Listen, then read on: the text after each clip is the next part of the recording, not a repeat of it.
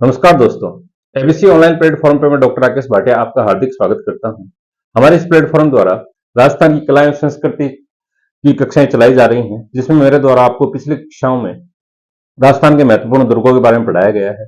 आज उसी क्रम में हम राजस्थान के महत्वपूर्ण स्मारकों को पढ़ेंगे। राजस्थान के महत्वपूर्ण स्मारकों को पढ़ना इसलिए जरूरी है कि हर राजस्थान के हर एग्जाम में इनसे एक या दो क्वेश्चन पूछे जाते हैं। ठीक है। इनमें सबसे पहले अपन विजय स्तंभ के बारे में पढ़ेंगे, जिसमें हम सबसे पहले विजय स्तंभ के बारे में पढ़ेंगे। अच्छा, विजय स्तंभ की परिचय की बात करें तो अपन जैसे कि राजस्थान के चित्तौड़गढ़ जिले में स्थित है। ठीक है। इसका निर्माण 1440 ईस्वी से 1448 ईस्वी के बीच महाराणा कुंभा ने करवाया था। ये निर्माण उन्होंने मालवा के शासक महमूद खिलजी के को जीतने के उपलक्ष्य में करवाया था ना, तो उसको हराया था। मालवा के शासक महमूद खिलजी थे, उनको हराया था, तो उसके उपलक्ष्य में इन्होंने विजय स्तंभ की स्थापना की थी। ठीक है। विजय स्तंभ की स्थापना उन्होंने कई शिल्पियों के निर्देशन में करवाई है, जैसे जेता हो गया, कुंपा हो गया, नाथा हो गया, ऐसे कई शिल्पियों ने मिलकर इसकी निर्माण कार्य करवाया था। ठीक है।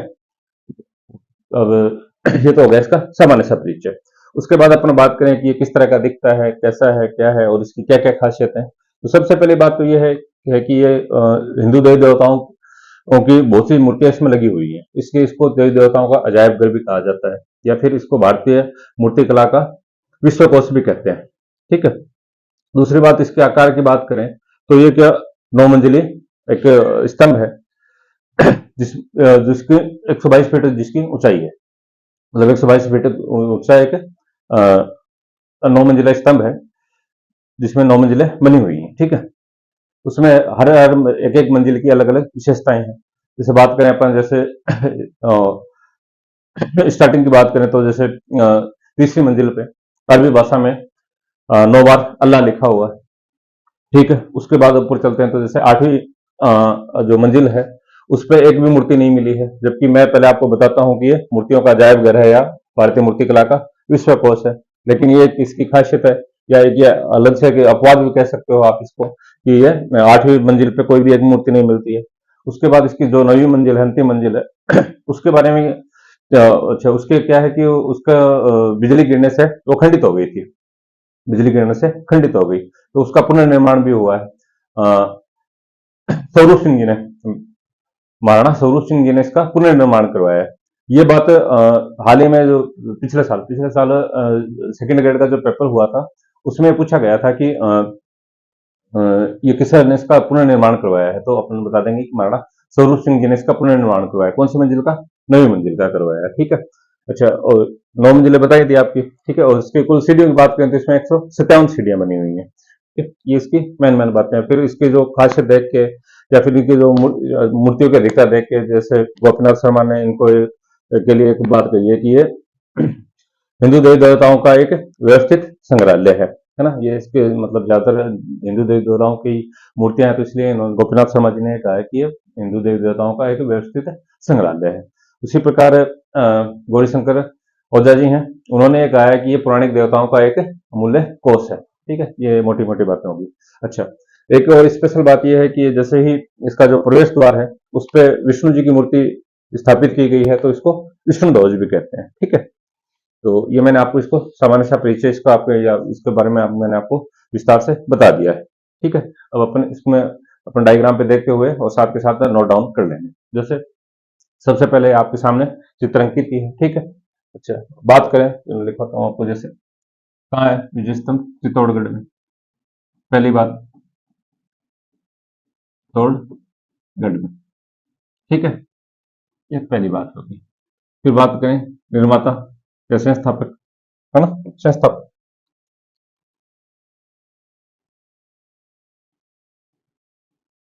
संस्थापक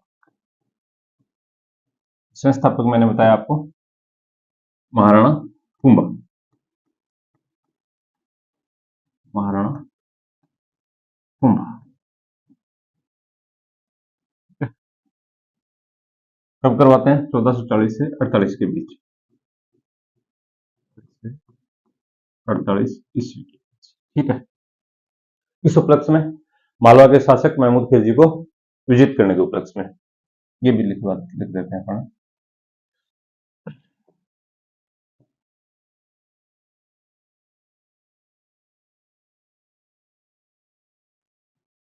मालवा के शासक महमूद खिलजी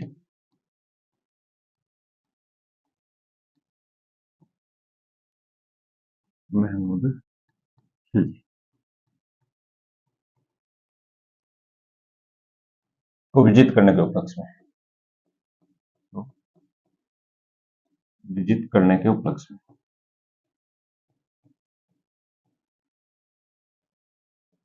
करने के उपलक्ष्य, ठीक है।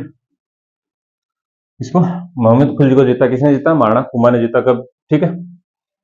कहाँ है? चित्तौड़गढ़ में। फिर इसके बात करें शिल्पी की। शिल्पी कौन कौन है? ठीक है, या वास्तुकार या शिल्पी, ठीक है।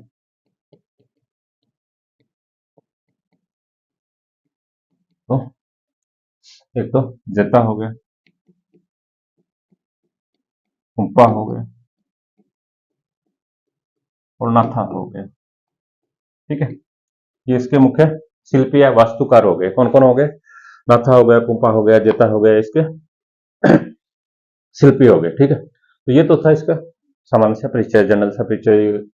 मुख्य मुख्य बातें थी कि किसने निर्माण करवाया? तो महाराणा कुंभा ने करवाया। कहाँ है? चित्तौड़गढ़ में है। क्यों करवाया? तो मालवा के शासक महमूद खिलजी को जीतने के उपलक्ष्य में करवाया। और किसके निर्देशन में हुआ? तो जेता, कुंपा, नाथा, इनके निर्देशन में हुआ, ठीक है। अब बात करें जो इसका जो ढांचा है उसमें कैसे कैसे क्या क्या खासियतें हैं, कैसे बना हुआ है। तो जैसे तो पहली बात तो ये जो पूरा है ये 122 फीट, 122 फीट बना हुआ है, ठीक है। फिर 9 मंजिला है, ठीक है। इसमें मंजिलें दे रखी है ना, 9 मंजिला हो गया। चलो काउंट करते हैं तो 9 मंजिलें, ठीक है। ये इसकी हो गया। फिर इसमें जो ऊपर तक चढ़ने के लिए सीढ़ियां बनी हुई है, तो 157 सीढ़ियां हैं। ये हो गई इसकी मुख्य मुख्य बातें। फिर जैसे स्पेशल बात मैंने आपको बताई थी कि जैसे तीसरी मंजिल पे, अच्छा पहले मुख्य द्वार की बात करें तो इसको, अच्छा ये भी लिख दो। मुख्य द्वार पर विष्णु की मूर्ति होने के कारण, विष्णु की मूर्ति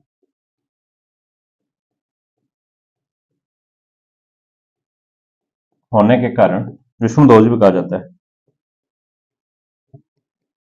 कारण विष्णु ध्वज, विष्णु ध्वज भी कहा जाता है,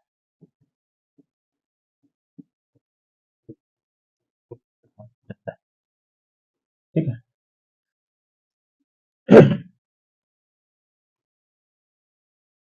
अपने बताया कि 9 मंजिला,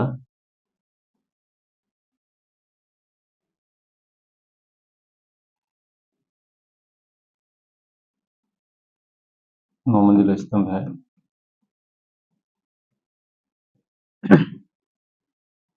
जिसकी कुल ऊंचाई 122 122 फीट है, 122 फीट, ठीक है। और कुल 157 सीढ़ियां, कुल 157 सीढ़ियां हैं, ठीक है। इसमें कुल 157 सीढ़ियां हैं। अच्छा, मुख्य द्वार पर विष्णु की मूर्ति होने के कारण इसको विष्णु ध्वज कहा गया, तो मैंने आपको बता दिया। फिर बात करें इसकी तीसरी मंजिल पे,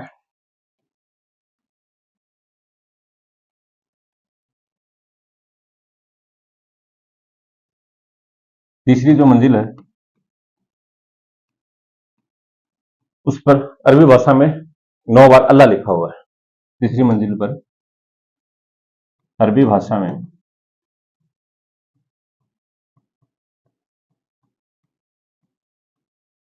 9 बार अल्लाह लिखा हुआ है, ठीक है। अल्लाह अंकित, एक बात। दूसरी बात जो इसकी 8वीं मंजिल है उस पर एक भी मूर्ति नहीं मिली है।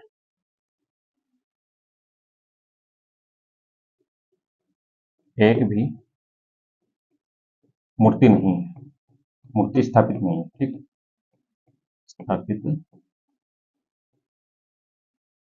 नहीं।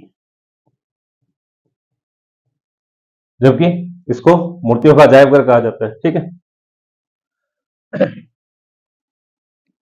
नवी मंजिल की बात करें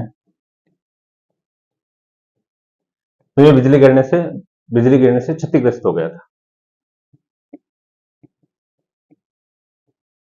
बिजली गिरने से क्षतिग्रस्त, गिरने से क्षतिग्रस्त, ठीक है। पूछ रहे हैं कि कौन सी मंजिल क्षतिग्रस्त हुई है, तो नवी मंजिल से क्षतिग्रस्त, ठीक है। तो इसका फिर पुनर्निर्माण करवाते हैं, पुनर्निर्माण कौन करवाता है? स्वरूप सिंह, है ना, महाराणा स्वरूप सिंह, महाराणा स्वरूप सिंह। ये याद रखना है, ये पूछा गया है, सेकंड ग्रेड की एग्जाम में भी पूछा गया है और भी कई एग्जाम्स में पूछा जा चुका है कि पुनर्निर्माण किसने करवाया था,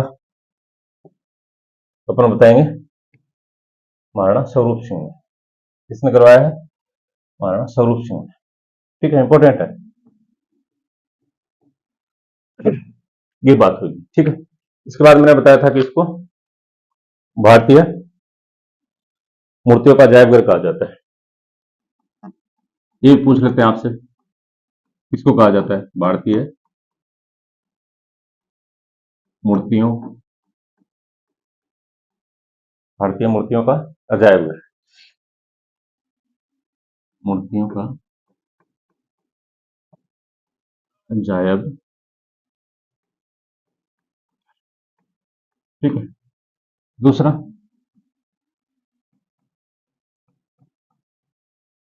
भारतीय मूर्तिकला का विश्वकोश, भारतीय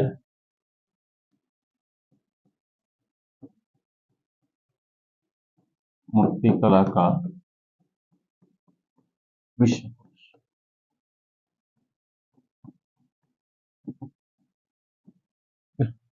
भारतीय, सॉरी, यहाँ भारतीय मूर्तियों का नहीं, भारतीय देवी देवताओं का अजायब घर है ये भारतीय देवी देवताओं का अजायब घर है।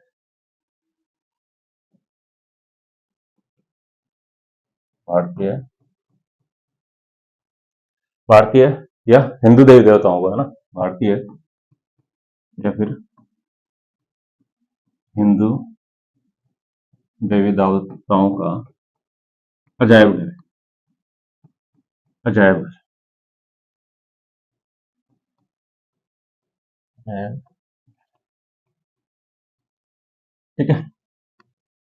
ये ज्यादा जरूरी है, याद रखने का है कि जो भारतीय मूर्तिकला का विश्वकोश है और हिंदू देवी देवताओं का अजायब घर है, ठीक है। अब इसके बाद बात करें, जैसे इस मूर्तियों की अधिकता देखने के कारण इनको गोपीनाथ शर्मा जी हैं, इतिहासकार गोपीनाथ शर्मा, गोपीनाथ शर्मा, ठीक है। तो उन्होंने इसको हिंदू देवी देवताओं का व्यवस्थित संग्रहालय कहा है, हिंदू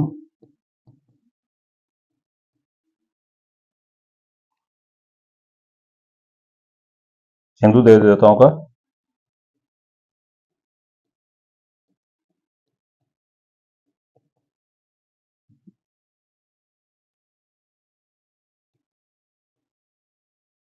देवी देवताओं का संग्रहालय, व्यवस्थित संग्रहालय,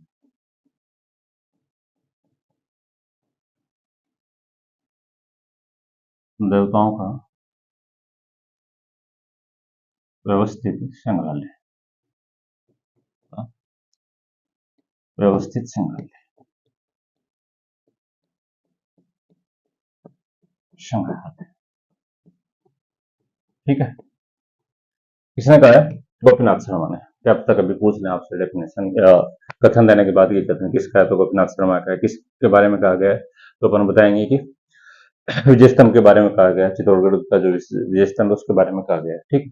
फिर उसके अलावा गौरीशंकर हीराचंद जी ओझा हुए हैं इतिहासकार, उन्होंने भी ये कहा है कि ये पौराणिक देवताओं का एक अमूल्य कोष है। ओझा जी है ना, ये भी इतिहासकार हैं, इन्होंने कहा है पौराणिक देवता प्राचीन पौराणिक देवताओं का अमूल्य कोष, देवताओं का अमूल्य कोष है, अमूल्य कोष, ठीक है। तो ये दोनों याद रख लेंगे।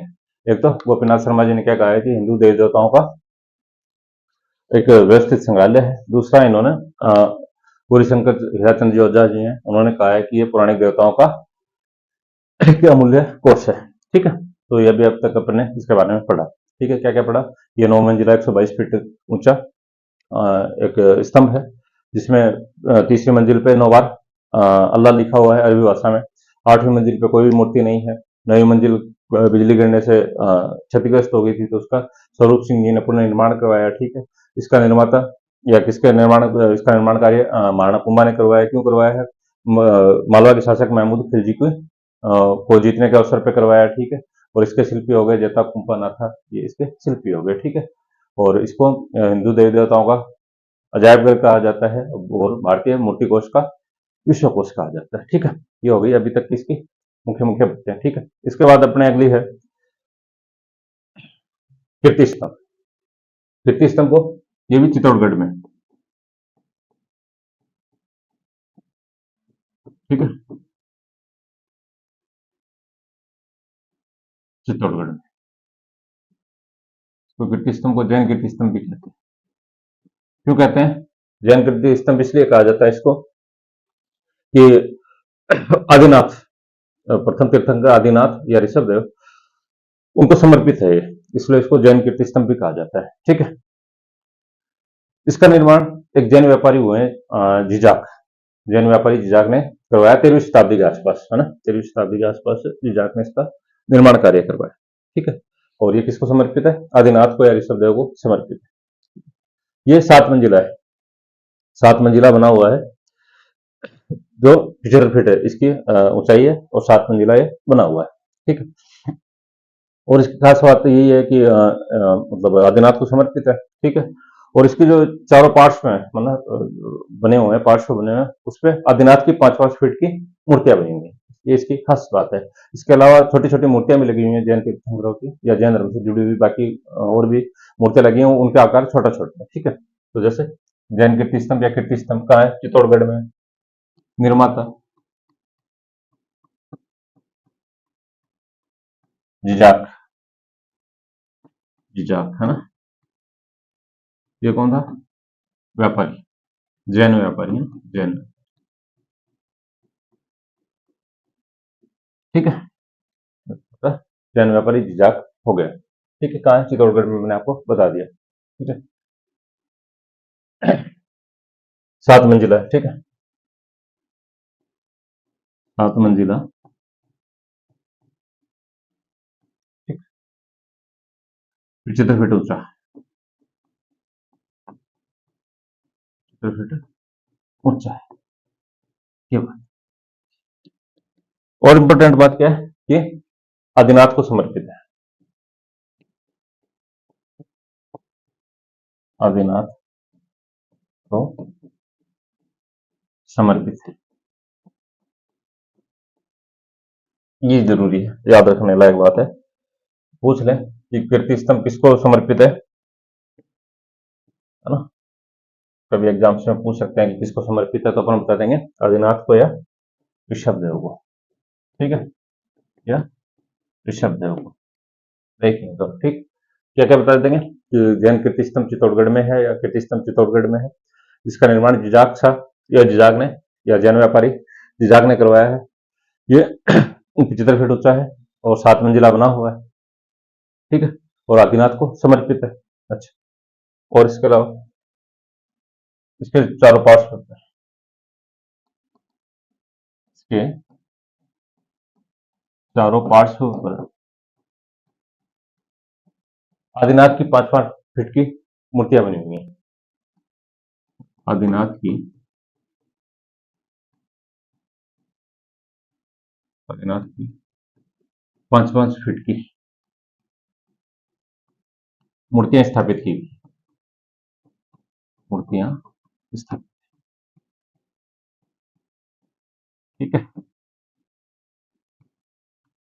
ये बात, ठीक है। तो क्या बताया मैंने अभी इसके बारे में, आपको ये बताया कि ये चित्तौड़गढ़ में है, ठीक है। और इसका निर्माण जिजाक ने, जो जैन व्यापारी थे, उन्होंने करवाया, ठीक है। 7 मंजिला है, 75 फीट इसकी ऊंचाई है, ठीक है। और आदिनाथ को समर्पित है। उसके बाद अपना है अगला इसरलाट।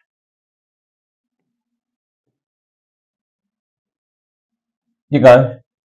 जयपुर में है। इसरलाट जयपुर में है, ठीक है। इसका निर्माण 1749 में कछवाहा शासक ईश्वरी सिंह ने करवाया था। किसने करवाया था? कछवाहा शासक ईश्वरी सिंह ने 1749 में करवाया था। क्यों करवाया? कि इन्होंने मराठा पे विजय हासिल की थी, तो उसके उपलक्ष्य में 1748 में मराठों को जीतते हैं, उसके उपलक्ष्य में 1749 में इसका निर्माण करवाते हैं। किसका? इसरलाट का, ठीक है। इसरलाट इसलिए नाम पड़ गया कि ईश्वरी सिंह ने बनाया, तो इसका इसरलाट नाम पड़ गया। इसका एक दूसरा नाम सरगासुली भी है। एक इसका एक अन्य नाम है सरगासुली। सरगासुली इसलिए कहा गया है कि इसकी जो मंजिल है वो सड़क को छूने वाली है, ये छूती हुई दिखाई दे रही है, तो इसलिए इसका नाम सरगासुली भी पड़ गया है, ठीक है। अच्छा, इसके अलावा इसको जयपुर का कुतुब मीनार भी कह देते हैं, ठीक है। जयपुर का कुतुब मीनार भी कह देते हैं। इसके अलावा इसको एक मिनट,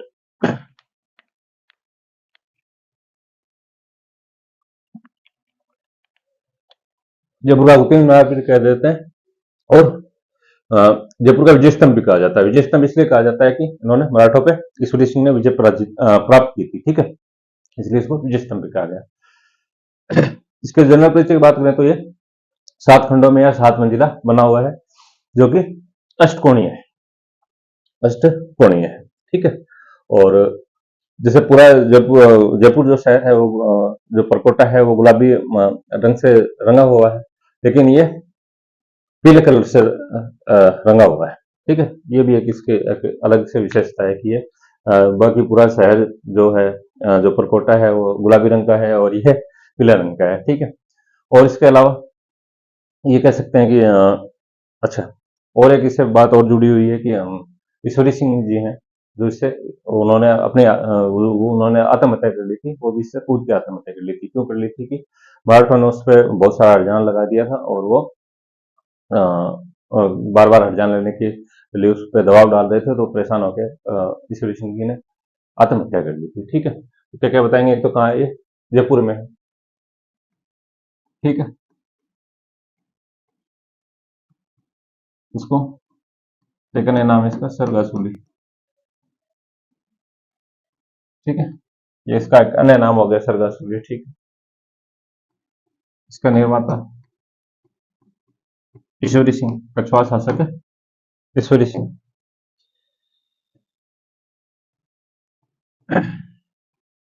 कछवाहा शासक ईश्वरी सिंह।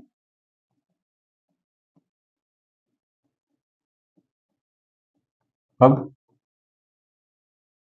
1749 में, ठीक है। 1749 क्यों? उपलक्ष्य में, है ना, मराठों को पराजित करने के उपलक्ष्य में, पराजित करने के उपलक्ष्य में, ठीक है। अब मराठों को पराजित कर दिया तो इसको जयपुर का विजय स्तंभ भी कहते हैं, विजय स्तंभ, ठीक है, भी कहा जाता है। क्यों कहा विजय स्तंभ? कि मराठों को पराजित किया गया था, ठीक है। ये अपन से पूछ सकते हैं कि भाई किस अवसर पे बना है, तो अपन बताएंगे कि मराठों को पराजित करने के अवसर पे बना है, ठीक है। किसने बनवाया है? ईश्वरी सिंह ने। कब बनाया है? 1739 में। पराजित कर किया था? 1748 ईस्वी में इसको मराठों को पराजित किया था। ठीक है। अच्छा, जयपुर का विजय स्तंभ इसलिए कह दिया कि मराठों को पराजित किया गया। ठीक। अच्छा, इसकी ऊंचाई के कारण इसको जयपुर का कुतुब मीनार भी कहते हैं। जयपुर का कुतुब मीनार, कुतुब मीनार। ठीक है।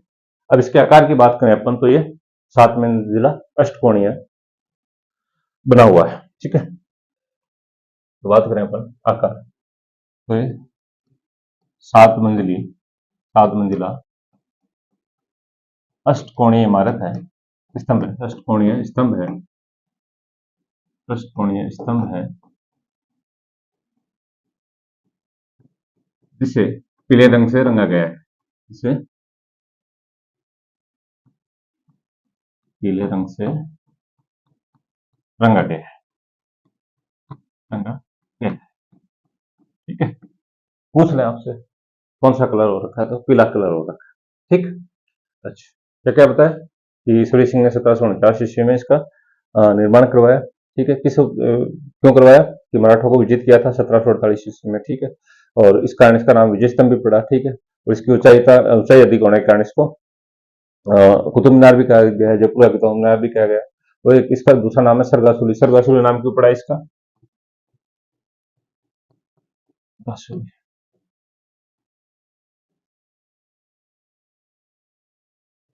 सरगासुली। सरगासुली इसका इसलिए नाम पड़ा है कि इसको, इसकी जो मीनारें हैं वो सड़क को छूती हुई दिखाई देती हैं, है ना। तो क्या होगा? सड़क को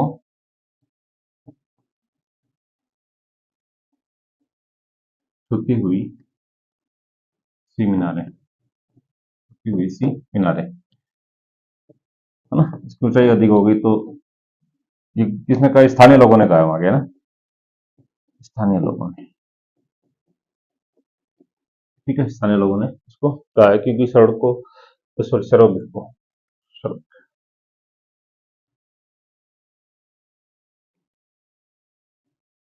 सड़क, सड़क को छूती हुई सी मीनारें। ठीक है। इस कारण इसका नाम सरगासुली पड़ गया। ठीक है। तीनों स्थानीय लोगों ने। ठीक है। कहा है? जयपुर में। ठीक है। जयपुर में पिपोलिया बाजार, पिपोलिया बाजार या फिर आतिश मार्केट, है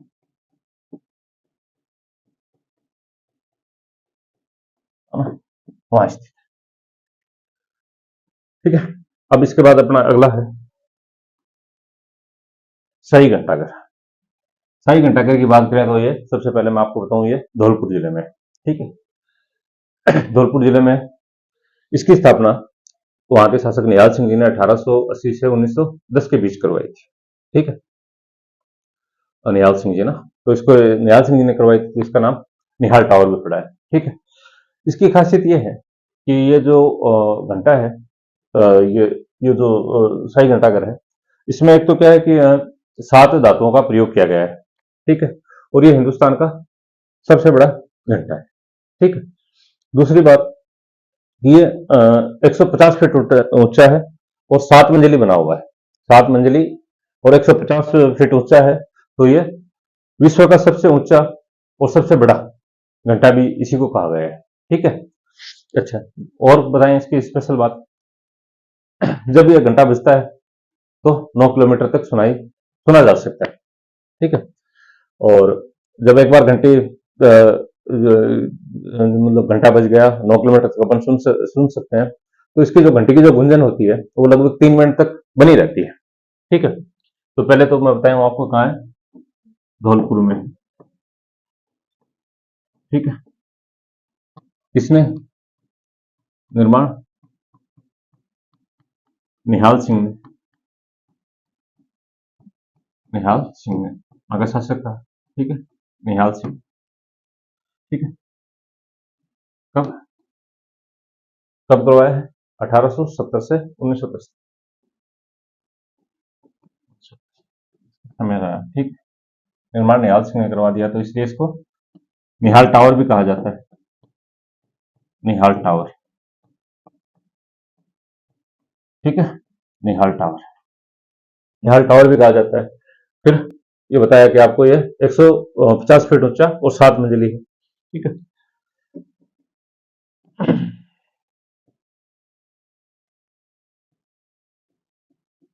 150 फीट ऊंचा और 7 मंजिला।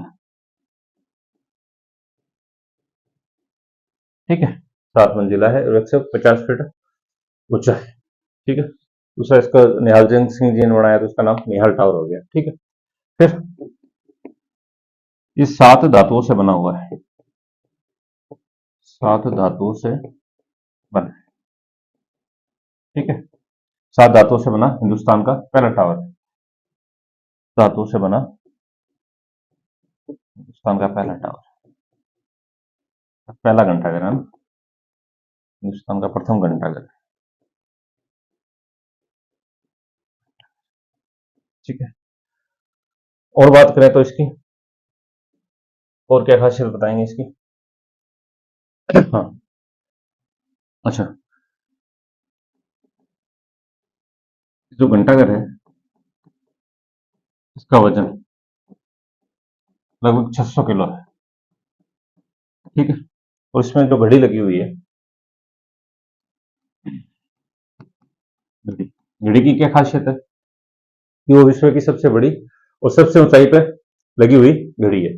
ठीक है, तो सबसे विश्व की सबसे बड़ी और सबसे ऊंची,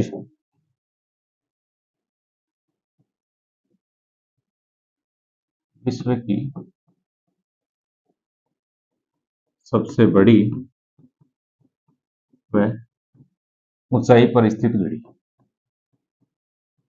ऊंचाई पर स्थित घड़ी।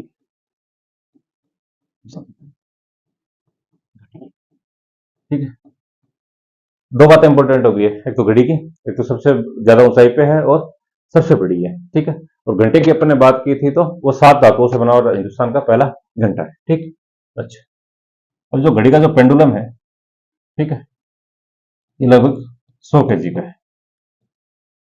ठीक है, जो घंटा जो हिलता है बताता है वो 100 kg का है। ठीक,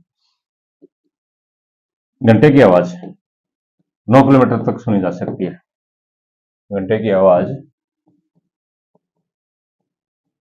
9 किलोमीटर तक सुनी जा सकती है, सुनी जा सकती है। ठीक है, ये जब लगा होगा, जब ये पता किया गया होगा ना कितनी दूर तक सुन सकते हैं, तो 9 किलोमीटर तक लोगों ने सुनी थी। वर्तमान में तो ट्रैफिक बहुत ज्यादा हो जाता है, तो इतनी दूर तक सुन सकते हैं नहीं सकते हैं, लेकिन इसकी इतनी कैपेसिटी है कि आप 9 किलोमीटर तक इसको सुन सकते हो, शांत वातावरण में इसको 9 किलोमीटर तक सुन सकते हो। अच्छा, और घंटी की जो आवाज है, आवाज या गुंजन 3 मिनट तक बनी रहती है,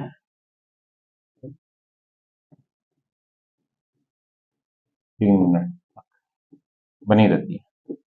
ठीक है, ये भी अच्छी बात है ना। तो क्या क्या बताएंगे अपन ये कि निहाल सिंह जी ने बनवाया है। ठीक है, कहाँ है, धौलपुर में है। ठीक है, और निहाल सिंह ने बनाया तो इसको निहाल टावर भी कहते हैं। तो इसकी ऊंचाई की बात की तो अपने 150 फीट ऊंचा, 7 मंजिला है। ठीक है, और ये 7 धातुओं से बना हिंदुस्तान का सबसे बड़ा घंटा या पहला घंटा है। ठीक है, और इसमें जो घड़ी लगी हुई है वो विश्व की सबसे बड़ी और सबसे ऊंचाई पे स्थित घड़ी है। ठीक है, उस घड़ी का जो जो घंटा था, सॉरी घंटा था, उसका तो वजन था लगभग 600 किलो, 600 किलो का बना हुआ है। और जो घड़ी है उसका जो पेंडुलम है उसका वजन 100 किलोमीटर है, सॉरी 100 किलो है।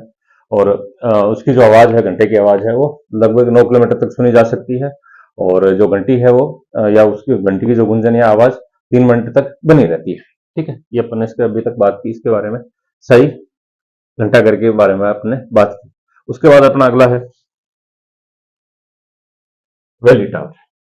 अच्छा, वैली टावर की बात करें तो ये कोटा में, ठीक है, कहाँ पे, कोटा में, ये भी घंटाघर है, कोटा में है। ठीक है, और ये भी घंटाघर है।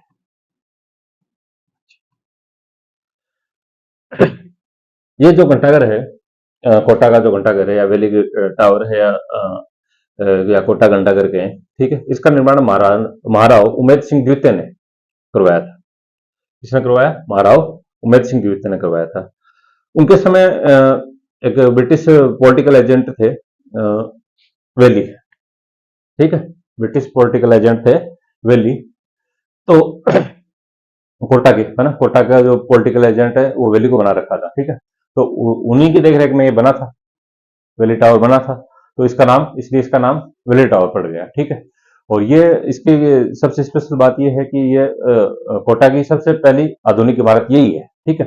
तो अपन कहाँ बता देंगे कि वेली टावर कहाँ है? कोटा में। और इसको घंटाघर भी कहते हैं, ठीक है। इसके निर्माता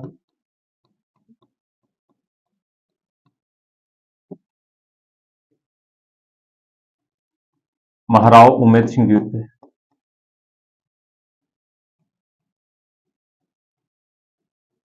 उमेद सिंह द्वितीय, ठीक है।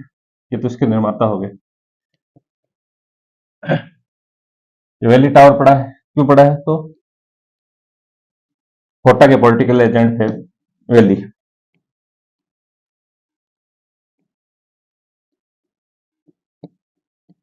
कोटा के पॉलिटिकल एजेंट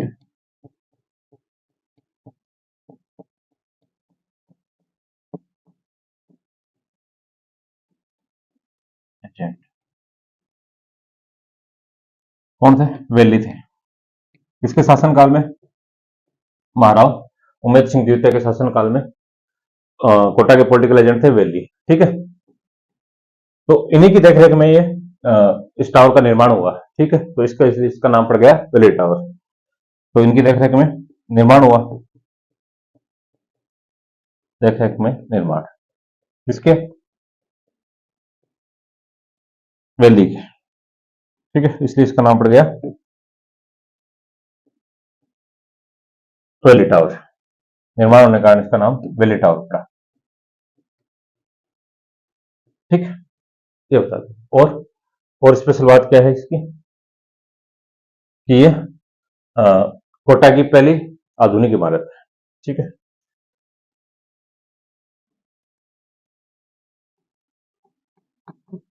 कोटा की पहली आधुनिक इमारत,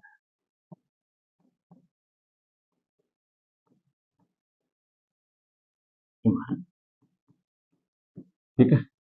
या इसको ब्रिटिश इमारत भी कह सकते हैं ना। इमारत कौन सी है? वेली टावर, ठीक है। क्या बताया मैंने आपको? वेली टावर के बारे में, कोटा में है, ठीक है। और इसका निर्माण महाराव उमेद सिंह द्वितीय के समय में हुआ था। किसने करवाया था?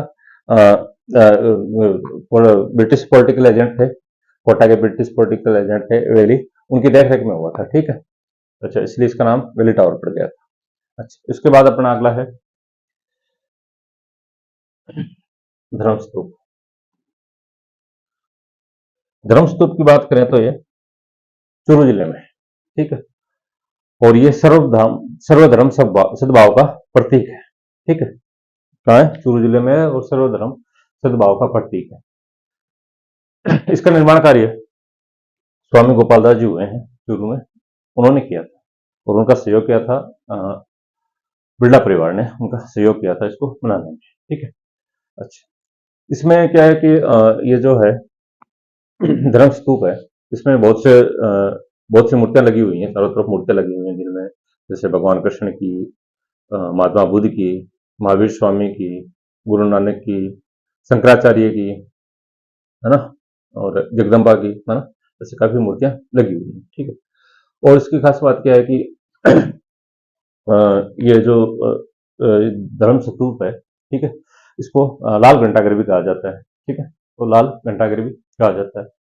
और आधुनिक काल की बात करें तो अपन बता देंगे कि जो स्वतंत्रता के समय सबसे पहले, और जब भारत आजाद हुआ उससे 17 साल पहले, लगभग 1930 में यहाँ पे तिरंगा फहराया गया था पहली बार, ठीक है। ये भी इसकी एक स्पेशल बात है, पूछ सकते हैं आपको एग्जाम्स में कि राजस्थान में सबसे पहले तिरंगा कहाँ फहराया गया, तो अपन बता देंगे कि 1930 में चूरू में फहराया गया। कहाँ फहराया गया? धर्म स्तूप पे फहराया गया, ठीक है। तो कहाँ है? शुरू में। ठीक।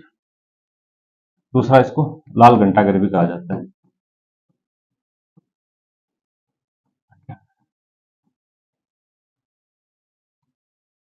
भी कहते हैं, है ना। निर्माता स्वामी गोपाल दास।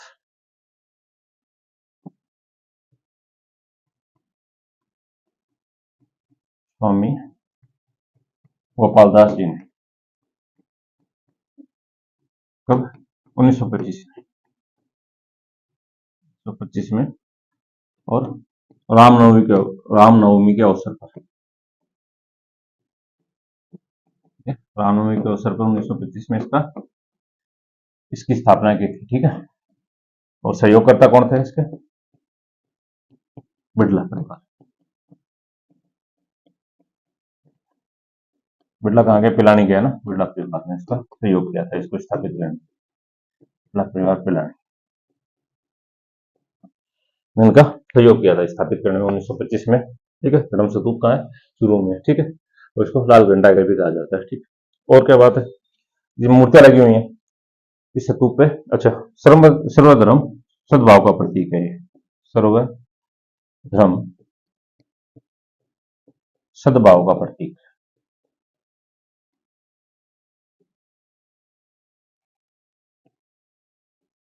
का प्रतीक सर्वधर्म सद्भाव का प्रतीक कैसे कह सकते हैं इसको अपन? कि इसमें भगवान कृष्ण की मूर्ति लगी हुई है, महात्मा बुद्ध की लगी हुई है, महावीर स्वामी की लगी हुई है, गुरु नानक की लगी हुई है ना, जगदम्बा की है, और उसके अलावा गुरु शंकराचार्य की भी है ना। तो इसलिए इसको सर्वधर्म सद्भाव का प्रतीक भी कहा जाता है। तो मूर्तियां भी मैं बता देता हूँ कौन कौन सी मूर्तियां हैं। जैसे कृष्ण, भगवान कृष्ण,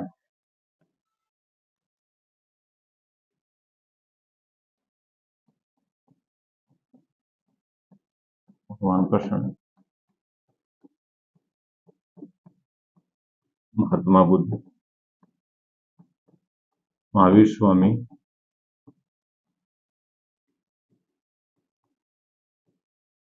गुरु नानक,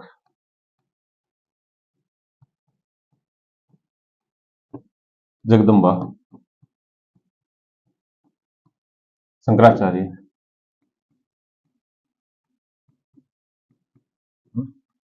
इन सबकी मूर्तियां लगी हुई हैं। पूछ लें कभी आपसे कि कौन कौन से की कोई स्पेशली आपसे पूछ लिया जाए तो बता सकते हैं अपन। ठीक है। अच्छा, और आधुनिक काल की बात कर रहे थे तो अपन 1930 में, 1930 में यहाँ तिरंगा सबसे पहले यहाँ तिरंगा फहराया गया है ना। तिरंगा फहराया गया।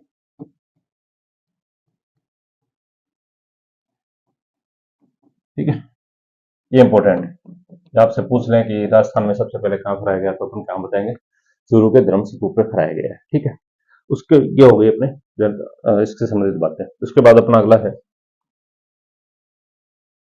घंटाघर बीकानेर। ठीक। घंटाघर बीकानेर की बात करें तो ये लालगढ़ रेलवे स्टेशन के सामने बना हुआ है। ठीक है। इसको कोठारी घंटाघर भी कहते हैं। ठीक है। इसका दूसरा नाम है कोठारी घंटाघर। ठीक है। कहाँ स्थित है? बीकानेर में है। हाँ, लालगढ़ रेलवे स्टेशन के सामने बना हुआ है। उसको कोठारी घंटाघर भी कहते हैं। ठीक। क्योंकि कोठारी घंटाघर इसलिए कहते हैं कि एक नरसिंह दास जी कोठारी हुए हैं, है ना। उनकी स्मृति में उसके पुत्र गिरधारीदास जी ने ये बनाया है। ठीक है। तो अब इसके निर्माता की बात करें, जैसे सबसे पहले तो इसका निर्माता है, निर्माता या संस्थापक है या बनवाने वाला जो भी, गिरधारी दास, गिरधारी दास। ठीक है। गिरधारी दास है और उन्होंने अपने पिता के या स्मृति में बनाए, नरसिंह दास के। उनके पिता थे नरसिंह दास, नरसिंह दास की स्मृति में। दास की स्मृति में।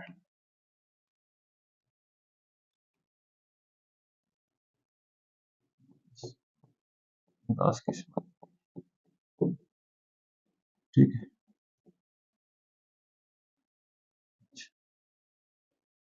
4 घंटे, 4 घड़ियां लगी हुई है ना, 4 घड़ियां।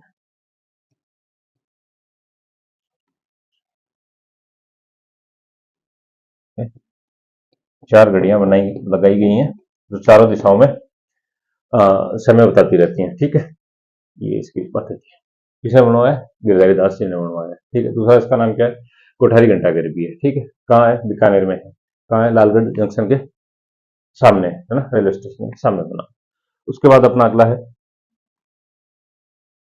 शहीद स्मारक, गडा रोड, है ना। गडा रोड है बाड़मेर में।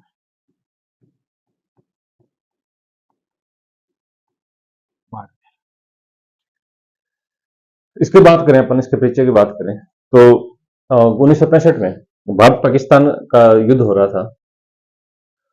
उसमें भारतीय सैनिकों को युद्ध सामग्री की और राशन सामग्री की थोड़ी कमी खल रही थी। तो ये क्या गडरा रोड है, ये एकदम से भारत पाक की सीमा पे स्थित है ना। भारत पाक की सीमा पे स्थित है। तो यहाँ पे जो स्टेशन था, गडरा रोड का जो स्टेशन है, वहाँ पे जो रेलवे के कर्मचारी थे, उन्होंने इस युद्ध में 1965 का जो युद्ध हो रहा था उस समय की बात है, उसमें बहुत अद्भुत योगदान दिया, है ना। उन्होंने अपने प्राणों की परवाह किए बगैर भारतीय सेना के लिए युद्ध सामग्री पहुंचाई, उनके लिए राशन पहुंचाया, ठीक है। और ये प्रयास करते हुए, ये कार्य करते हुए वहां के 17 कर्मचारी शहीद हो गए, ठीक है। तो उनकी याद में ये शहीद स्मारक बना है, ठीक है। कितने हुए? 17 शहीद हुए, ठीक है। कौन थे? रेलवे के कर्मचारी थे, ठीक है। तो हाँ, और ये घटना 9 सितंबर की है ना, तो उनकी याद में हर वर्ष 9 सितंबर को वहां पे मेला भी लगता है ना, शहीद स्मारक पे। तो कहाँ पे हो गए बता दिया आपको, बाड़मेर में, ठीक है। पृष्ठभूमि क्या रहेगी कि 1965 में भारत पाक युद्ध के समय, पाक युद्ध के समय रेलवे के कर्मचारियों ने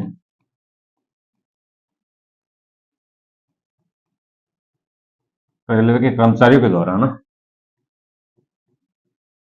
के द्वारा वीरता का प्रदर्शन किया गया, वीरता का प्रदर्शन किया गया,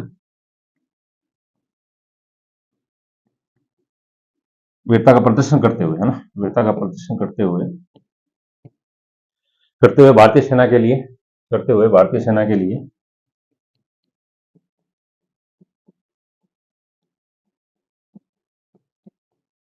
सेना के लिए युद्ध व राशन की सामग्री, युद्ध व राशन की सामग्री पहुंचवाई, सामग्री उपलब्ध करवाई, है ना, उपलब्ध।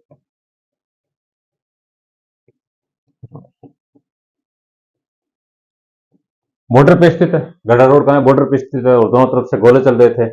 तो 17 कर्मचारी थे ना, 17 कर्मचारियों, मतलब कर्मचारी तो बहुत से थे, लेकिन 17 कर्मचारी उसमें शहीद हो गए थे ना। तो अपनी जान की परवाह किए बगैर, है ना, उपलब्ध करवाई, जिसमें 17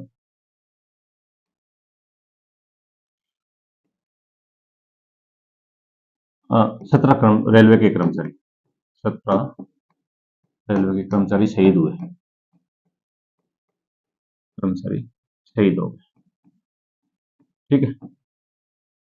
17 हो गए, ठीक है। तो उनकी याद में स्मृति में, है ना, 9 सितंबर को, प्रतिवर्ष 9 सितंबर को मेला भी लगता है वहां पे। 9 सितंबर को मेले का आयोजन होता है ना, मेले का आयोजन कहाँ होता है? गडा रोड पर। कहाँ है? बाड़मेर में, ठीक है। ये प्रतिवर्ष होता है, ठीक है, 9 सितंबर, याद रखेंगे, ठीक है। तो क्या क्या बताया मैंने आपको शहीद स्मारक के बारे में। ये गडा रोड बाड़मेर में स्थित है, ठीक है।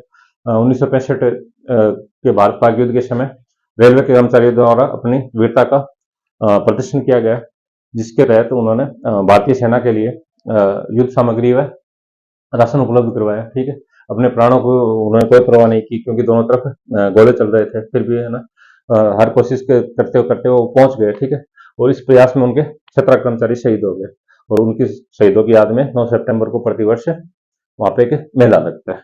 उसके बाद अपना अगला है विक्टोरिया जुबली क्लॉक टावर। ठीक है, इसकी बात करें तो ये अजमेर में, ठीक है, अजमेर में बना हुआ ये भी घंटाघर है। ठीक है, ये अजमेर रेलवे स्टेशन के सामने है। जैसे जैसे अपन रेलवे स्टेशन से बाहर निकलेंगे, जब भी आपका अजमेर घूमना हो, जाना हो, या फिर आरपीएस से संबंधित कोई भी कार्य हो, या फिर कोई एग्जाम्स देने जा रहे हो, तो सामने आपको जैसे ही आप रेलवे स्टेशन के बाहर आओगे तो आपको ये सिल्वर जुबली घंटाघर दिखाई देगा। ठीक है, इसमें क्या है, इसकी खासियत क्या है कि इसका ये क्यों बनाया गया है ना, पहले तो बात करें कि ये क्यों बनाया गया। तो महारानी विक्टोरिया है, ब्रिटिश महारानी विक्टोरिया, उनके शासन की सिल्वर जुबली थी, उसकी स्मृति में इसको बनाया गया 1887 ईस्वी में। कब बनाया? 1887 ईस्वी में ब्रिटिश महारानी विक्टोरिया के शासन की सिल्वर जुबली थी, उसके उपलक्ष्य में इसको बनाया गया। ठीक है, इसमें 4 घड़ियां लगाई गई हैं। ठीक है, चारों दिशाओं का टाइम बता सकते हैं। ठीक है, और ये जो घंटाघर बना है, इसमें भारत और ब्रिटिश दोनों की वास्तुकलाएं अपने को देखने में मिलती हैं। ठीक है, पहले तो क्यों सबसे पहले कब बताएंगे, कब बना है? अच्छा, कहाँ है? तो अजमेर में।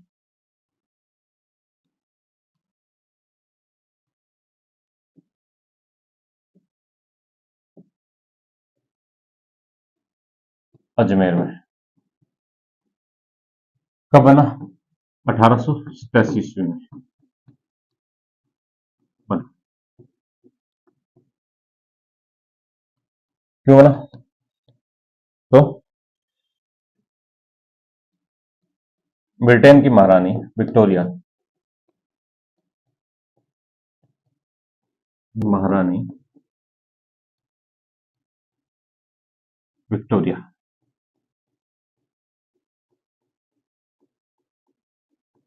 विक्टोरिया के शासन की सिल्वर जुबली थी। शासन की सिल्वर सिल्वर जुबली के अवसर पर, सिल्वर जुबली के अवसर पर, के अवसर पर। ठीक है, तो बना है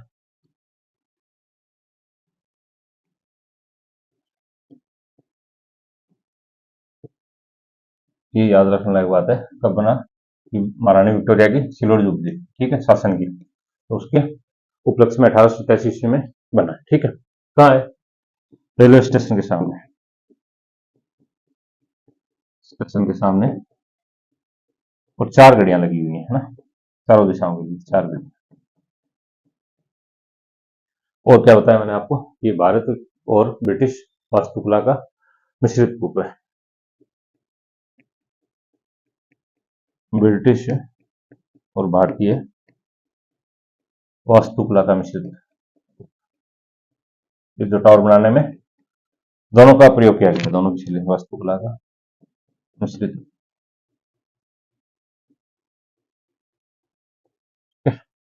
तो आज की कक्षा में हमने जो भी राजस्थान के मुख्य मुख्य स्मारक थे उनके बारे में चर्चा की। ठीक है, ये हमारा प्रयास रहा है कि एग्जाम्स में आने वाले जो भी क्वेश्चंस हैं वो लगभग इन्हीं स्मारकों से संबंधित रहे। इसके अलावा भी और भी अपन देखेंगे, कुछ रह जाता है तो और आगे की कक्षाओं में देख लेंगे, है ना, जब भी कोई टेस्ट सीरीज वगैरह जब होगी तो उसमें देख लेंगे। ठीक है, थैंक यू।